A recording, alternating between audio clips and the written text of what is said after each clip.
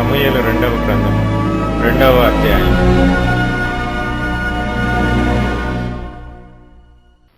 ఇది జరిగిన తరువాత యూదా పట్టణములలోనికి నేను పోదునా అని దావీదు యెహోవా యొద్ద విచారణ చేయగా పోవచ్చునని యెహోవా అతనికి సెలవిచ్చెను. నేను పోవలసిన స్థలమేదని దావీదు మనవి చేయగా హెబ్రోనుకు పొమ్మని ఆయన సెలవిచ్చెను.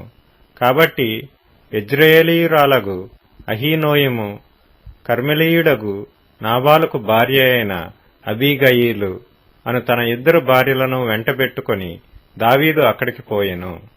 మరియు దావీదు తన యొద్దనున్న వారినందరినీ వారి వారి ఇంటి వారిని తోడుకొని వచ్చెను.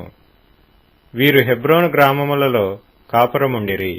అంతట యూదావారు అక్కడికి వచ్చి యూదావారి మీద రాజుగా దావీదునకు పట్టాభిషేకము చేసిరి. సౌలును పాతిపెట్టిన వారు యాబేష్గిలాదు వారని దావీదు తెలుసుకొని యాబేష్గిలాదు వారి యొద్దకు దూతలను పంపి, మీరు ఉపకారము చూపి మీ ఏలినవాడైన సౌలును పాతిపెట్టితిరి గనుక యెహోవా చేత మీరు ఆశీర్వచనము నొందుదురుగాక. యెహోవా మీకు కృపను సత్య స్వభావమును అగపరచును. నేనును మీరు చేసిన ఈ క్రియను బట్టి మీకు ప్రత్యుపకారము చేసెదను. మీ యజమానుడగు సౌలు మృతినొందెను కాని యూదావారు నాకు తమ మీద రాజుగా పట్టాభిషేకం చేసి ఉన్నారు గనుక మీరు ధైర్యము తెచ్చుకొని బలాఢ్యులై ఇండుడని ఆజ్ఞనిచ్చెను. నేరు కుమారుడగు అబ్నేరు అను సౌలు యొక్క సైన్యాధిపతి సౌలు కుమారుడగు ఇష్బోషెతును మహనయీమునకు తోడుకొని పోయి గిలాదు వారి మీదను ఆషేరీయుల మీదను యెజ్రెయేలు మీదను ఎఫ్రాయిమీయుల మీదను బెన్యామీనీయుల మీదను ఇశ్రాయేలు వారి మీదను రాజుగా అతనికి పట్టాభిషేకం చేసెను. సౌలు కుమారుడగు ఇష్బోషెతు 40 ఏండ్ల వాడై ఏలనారంభించి 2 సంవత్సరములు పరిపాలించెను. అయితే యూదావారు దావీదు పక్షమున నుండిరి. దావీదు హెబ్రోనులో యూదావారి మీద ఏలిన కాలమంతయు 7 సంవత్సరములు 6 మాసములు. అంతలో నేరు కుమారుడగు అబ్నేరును సౌలు కుమారుడగు ఇష్బోషెతు సేవకులను మహనయీములో నుండి బయలుదేరి గిబియోనునకు రాగా సెరూయా కుమారుడగు యోవాబును దావీదు సేవకులను బయలుదేరి వారినెదిరించుటకై గిబియోను కొలనునకు వచ్చిరి. వీరు కొలనునకు ఈ తట్టునను వారు కొలనునకు ఆ తట్టునను దిగియుండగా అబ్నేరు లేచి, మన ఎదుట యవనులు మల్లచేష్టలు చేయుదురా అని యోవాబుతో అనగా యోవాబు వారు చేయవచ్చుననెను. లెక్కకు సరిగా సౌలు కుమారుడగు ఇష్బోషెతు సంబంధులైన 12 మంది బెన్యామీనీయులను దావీదు సేవకులలో 12 మందియును లేచి మధ్య నిలిచిరి. ఒక్కొక్కడు తన దగ్గరనున్న వాని తల పట్టుకుని వాని ప్రక్కను కత్తి పొడవగా అందరూ తటాలన పడిరి. అందువలన హెల్కత్ హసూరీమని ఆ స్థలమునకు పేరు పెట్టబడెను. అది గిబియోనునకు సమీపము. తరువాత ఆ దినమున ఘోర యుద్ధము జరుగగా అబ్నేరును ఇశ్రాయేలు వారును దావీదు సేవకుల ఎదుట నిలవలేక పారిపోయిరి. సెరూయా 3 కుమారులగు యోవాబును అబీషయ్యును అశాహేలును అచ్చట నుండిరి.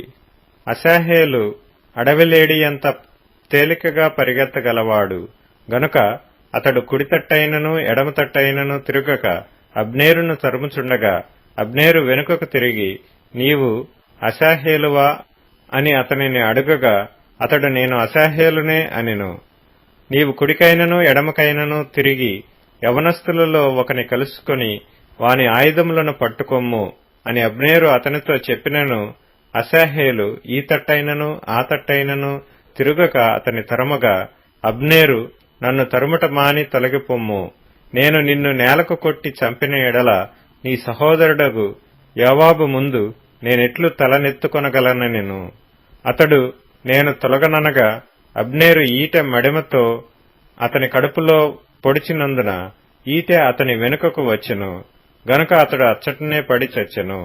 అశాహేలు పడి చచ్చిన స్థలమునకు వచ్చిన వారందరూ నిలువబడిరి గాని యోవాబును అబీషయ్యును అబ్నేరును తరుముచు గిబియోనను అరణ్య మార్గములోని గీహ ఎదుటి అమ్మా ఎను కొండకు వచ్చిరి.